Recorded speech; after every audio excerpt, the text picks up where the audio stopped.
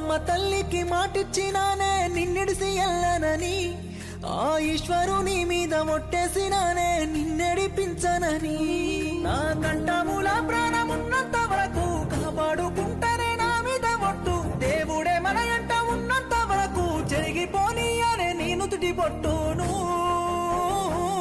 నా సీతమ్మ కళ్ళలోనా ఇక కన్నీరే రానియమ్మా, నా బంగారు ముఖము పైన చిరునవ్వుల పూయిస్తమ్మా.